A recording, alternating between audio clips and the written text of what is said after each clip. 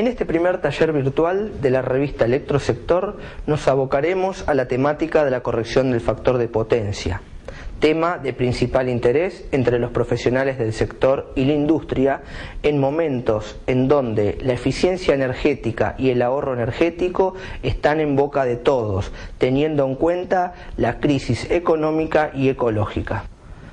Para introducirnos en el tema debemos definir primero qué es el factor de potencia. Lo podemos hacer en forma breve de la siguiente manera, aunque luego de avanzar con conceptos básicos lo entenderemos más claramente con ejemplos.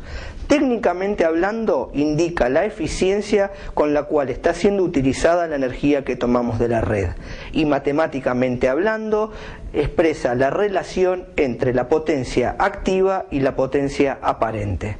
Un factor de potencia alto, próximo a 1, indica un 100% de aprovechamiento de la energía, es decir, una eficiencia alta. Por el contrario, un factor de potencia próximo a 0 indica una baja eficiencia.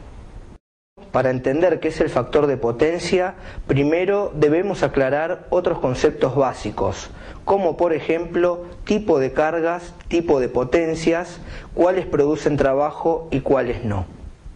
Existen tres tipos de cargas puras, las resistivas, las inductivas y las capacitivas, y dos combinaciones de ellas que son las resistivas inductivas y las resistivas capacitivas.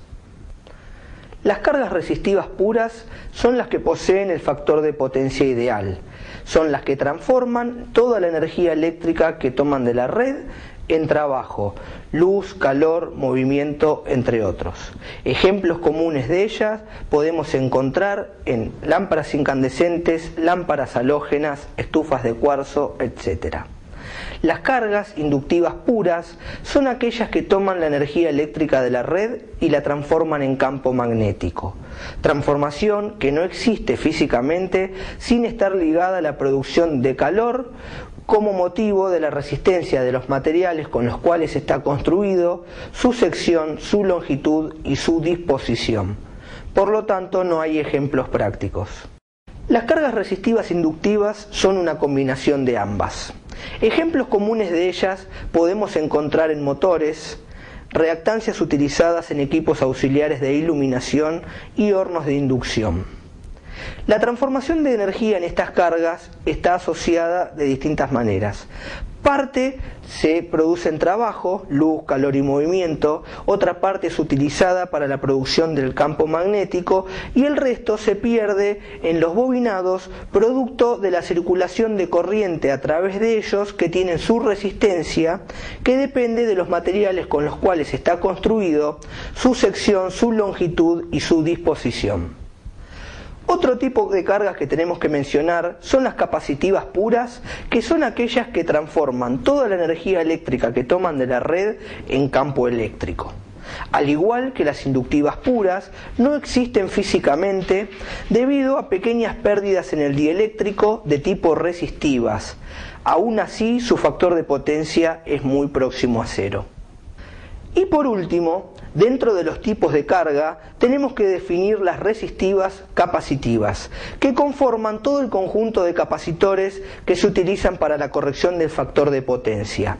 En ellos, como dijimos anteriormente, existen unas pequeñas pérdidas del tipo resistivo que para capacitores normales rondan un 4%. Es decir, que su factor de potencia es muy próximo a 0 y su ángulo de desfasaje de 90 grados. El valor de la impedancia de una carga depende de su composición y de su magnitud. Por ejemplo, una impedancia resistiva inductiva está compuesta por la componente resistiva y la componente capacitiva.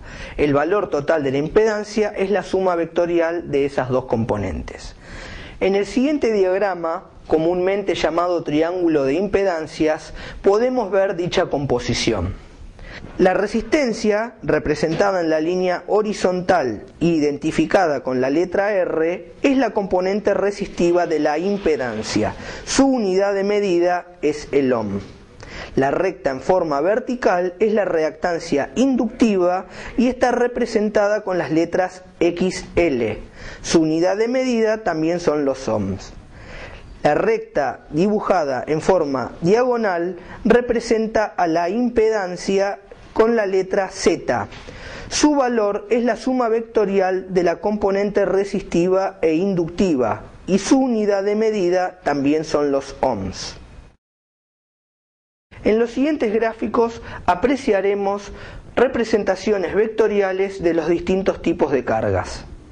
El primer diagrama que ven en pantalla representa una carga resistiva inductiva en donde el valor de la impedancia, representado con la letra Z, es la suma vectorial de la componente resistiva R y la inductiva XL.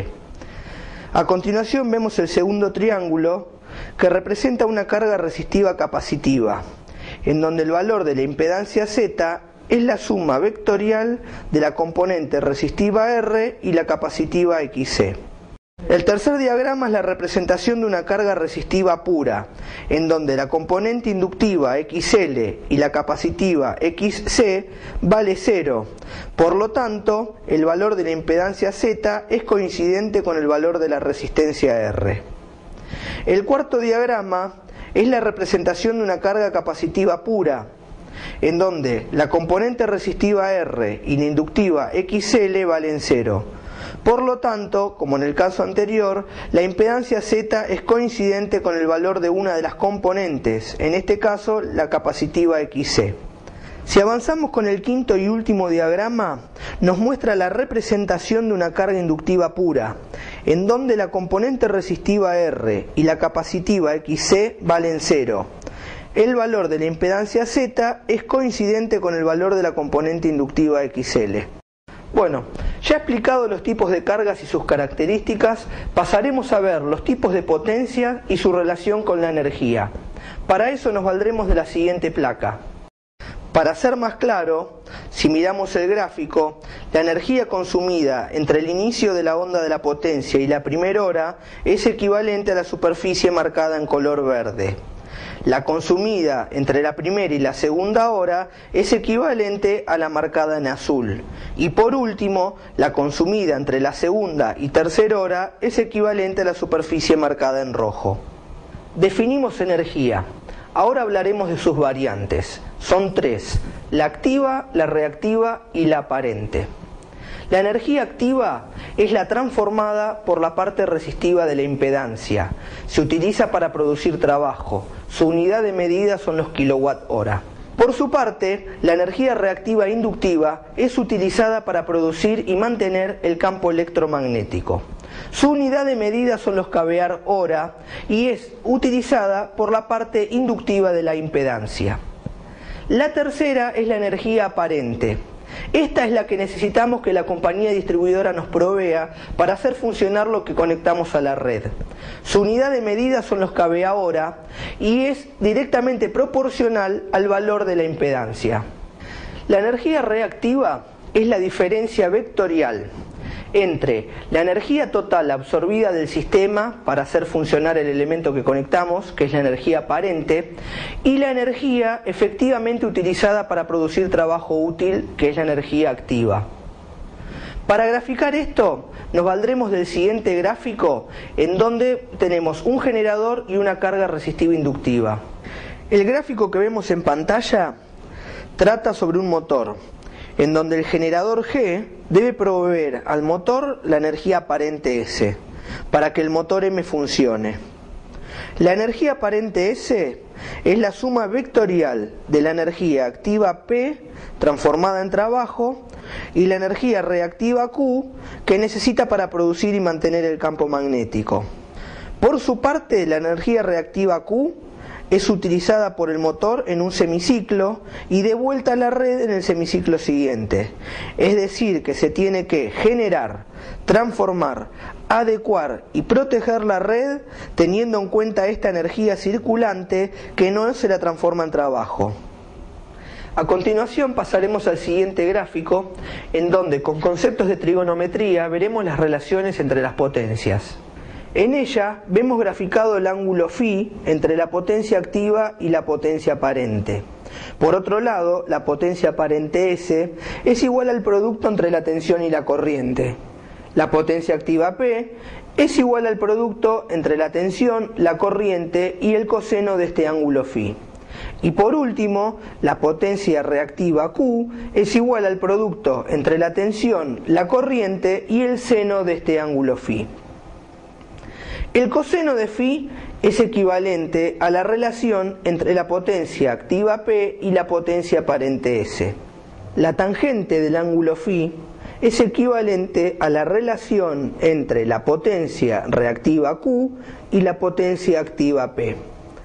Por último, el seno del ángulo φ es equivalente a la relación entre la potencia reactiva Q y la potencia aparente S. Como primera conclusión, podemos decir que el factor de potencia, comúnmente conocido como coseno φ, indica la eficiencia con la cual está siendo utilizada la energía que tomamos de la red. Un sistema eficiente es aquel en donde la potencia activa P es coincidente con la potencia aparente S. Esto indica un 100% de eficiencia o que el coseno φ de la instalación es equivalente a 1. Por el contrario, cuanto mayor sea la diferencia entre ambas, menor eficiencia tendrá el sistema. A partir de lo anteriormente explicado, se nos presenta la siguiente pregunta. ¿Cómo aumentar o disminuir esa diferencia? Bueno, de la siguiente manera. La potencia activa P es la que necesitamos tomar de la red para hacer funcionar nuestra carga. Por ejemplo, en el caso de un motor, es la que necesitamos para que el motor produzca el trabajo útil, que solamente variará de la resistencia que ponga el accionamiento que mueve el motor. Por su parte, la potencia aparente S es la que tomamos de la red y es equivalente a la suma vectorial entre la potencia activa P y la potencia reactiva Q. Como conclusión de todo esto que estuvimos diciendo, de la única manera que podemos lograr que la potencia aparente S sea lo más parecida a la activa P es disminuyendo el valor de la potencia reactiva Q. Ahora se nos plantea una segunda pregunta. ¿Cómo aumentamos o disminuimos esa potencia reactiva Q? Anteriormente hablamos que había distintos tipos de cargas y mencionamos a las cargas capacitivas. Estas cargas, cuando las conectamos a la red, toman la energía eléctrica y la transforman en campo eléctrico. Ocurre que lo hacen exactamente en contrafase con las cargas inductivas. Es decir, que si colocamos en la red capacitores debidamente dimensionados, podemos lograr que la energía eléctrica que necesitan los inductores para generar el campo electromagnético se la proporcionen los capacitores y que cuando la devuelvan a la red la absorban los capacitores. Con eso evitamos que circule la energía eléctrica por la red y lo haga solo por nuestro circuito. De esta manera podemos lograr que la energía que tiene que ser generada, transformada, transportada y adaptada sea mucho menor que la que necesitamos si no colocamos los capacitores. Nos valdremos nuevamente del triángulo de potencias. Mencionamos anteriormente que la potencia activa P no la podíamos modificar. En el gráfico vemos que la potencia aparente S es bastante más grande que